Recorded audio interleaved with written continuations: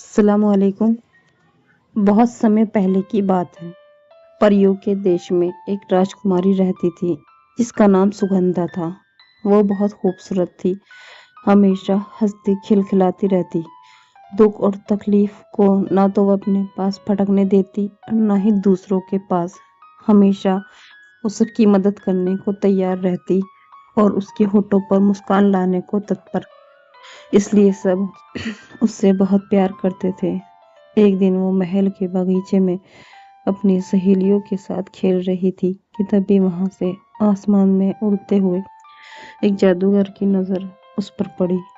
वो उसकी सुंदरता देखकर मुग्ध हो गया, पर जादूगर दिखने में बहुत क्रूर था। इसलिए उसने सोचा कि अगर ये परी मुझे मेरे असली रूप में देख लेगी तो भाग जाएगी। शादी करना तो दूर, बहुत दूर की बात। ये सोचते हुए जादूगर ने तुरंत अपना रूप बेहद सुंदर और सुदर्शन बना लिया और बगीचे में उतर पड़ा। सुगंधा और उसकी सहेलियों ने जब एक अनजान युवक को अपने बगीचे में देखा तो वह अचानक चौंक गई। सुगंधा बोली, तुम कौन हो और बाहर द्वारपाल के रहते हुए राजमहल के अंदर कैसे आ गए?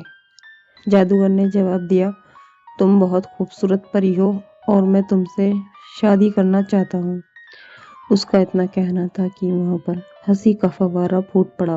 उसने सुगंधा को देखा जो अब तक बेतहाशा हंसे जा रही थी। उसे ये देख बहुत गुस्सा आया। वो अचानक अपने असली रूप में आ गया।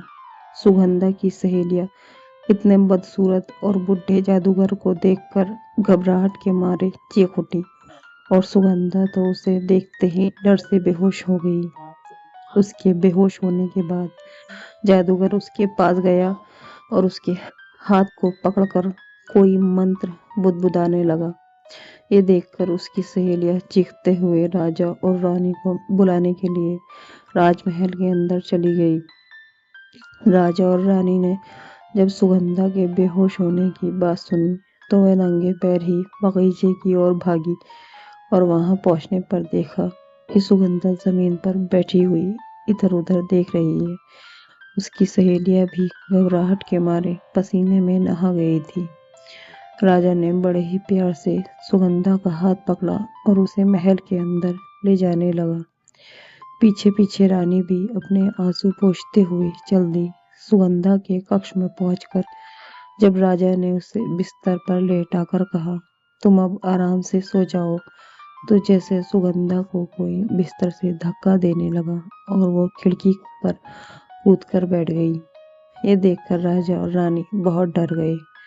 राजा कुछ कहता इससे पहले ही रानी बोली, मुझे लगता है कि सुगंधा कुछ ज्यादा ही घबरा गई है, इसलिए हम कुछ देर उसे बिल्कुल अकेला रहने देते हैं और शाम को उसके लिए एक भव्य आयोजन रखेंगे जिससे वो खुश हो जाएगी और जादूगर वाली बात पूरी तरह भूल जाएगी। राजा के तो वैसे भी कुछ समझ में नहीं आ रहा था। उसने एक नजर सुगंधा की ओर देखा जो अभी भी खिड़की पर बैठी हुई थी। इसलिए वो रानी की बातों को बगैर कोई जवाब दिए सिर झुकाकर कमरे से बाहर चला गया।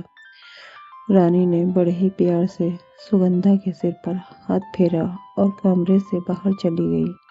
शाम को जब राजा और रानी कमरे में आए तो सुगंधा को बिस्तर पर आराम करते देखकर बहुत खुश हुए और उन्हें लगा कि सब कुछ पहले जैसा ही हो गया। राजा ने उससे बड़े ही प्यार से कहा, अब तुम अपने कक्ष में आराम से रहो, कोई भी जरूरत हो तो मुझे बता देना। यह सुनते ही सुगंधा ने बड़े गौर से राजा की तरफ देखा और अचानक उसे पता नहीं क्या हुआ, वो जोर जोर से हंसने लगी और दौड़ती हुई दरबार में पहुंच गई। किसी को कुछ समझ नहीं आ रहा था आखिर माजरा क्या है। दरअसल जादूगर ने गुस्से से सुगंधा के ऊपर ऐसा जादू कर दिया था कि उससे जो भी बात बोली जाए वो उसका उल्टा ही करे। पर ये बात ना तो सुगंधा को पता थी, ना ही राजा रानी को और ना ही उनके दरबार में किसी को। इसी तरह दिन बीतते जा रहे थे। सब धीरे धीरे सुगंधा को मानसिक रूप से असंतुलित समझने लगे। राजा रानी को उसके विवाह को लेकर बहुत चिंता थी। राजा ने तो सुगंधा की चिंता में खाना पीना भी छोड़ दिया था। बस वो दिन रात लेटकर आंसू बहाया करते। अचानक एक दिन पड़ोसी देश का राजा प्रताप सिंह, जो कि राजा के बहुत अच्छे मित्र थे, अपने बेटे कुंवर राज सिंह के साथ सुगंधा की बीमारी सुनकर मिलने के लिए आए। राजा उन्हें देखते ही फूट फूट कर रो पड़ा। प्रताप सिंह उसे दिलासा देते हुए बोले, राज्य भर के अच्छे से अच्छे हकीम उसे ठीक नहीं कर पाए, आखिर उसे ऐसा हुआ क्या है। तभी वहां पर सुगंधा अपनी माँ के साथ आ गई। राजकुमार सुगंधा की खूबसूरती देखकर दंग रह गया। उसने मन में निश्चय किया कि वह शादी करेगा तो सुगंधा से ही, वरना आजीवन बिना शादी के ही रहेगा। वो अपने पिता से सबके सामने ही बोला, मैं सुगंधा से शादी करूंगा। ये सुनकर राजा भीगी आंखों से बोला, मैं उसके विवाह के लिए चिंतित अवश्य हूँ, पर मैं जानबूझकर तुम्हारे जीवन को नर्क नहीं बना सकता। ऐसा कुछ नहीं होगा।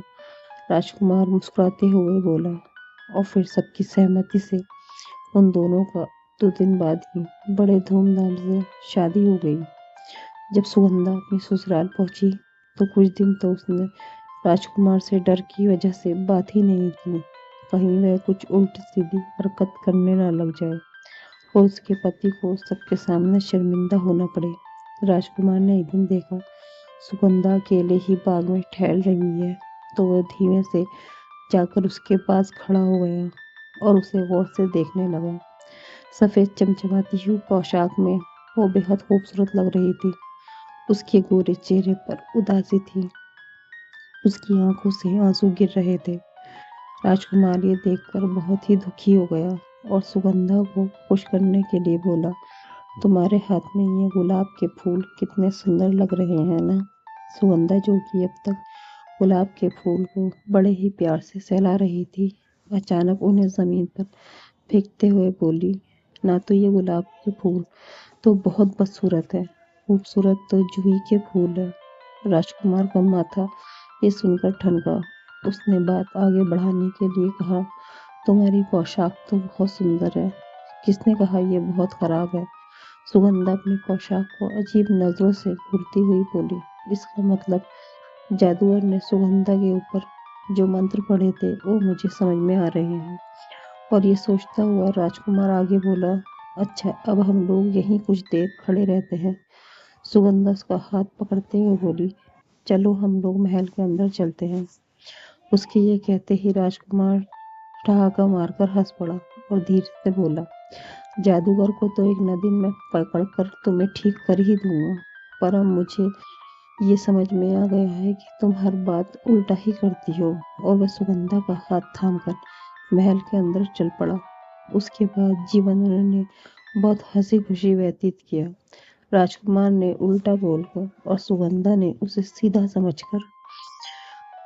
फ्रेंड्स, आपको मेरी ये कहानी पसंद आई तो प्लीज़ प्लीज़ मेरे चैनल को सब्सक्राइब कीजिए, लाइक कीजिए। शुक्रिया। अल्लाह हाफिज़।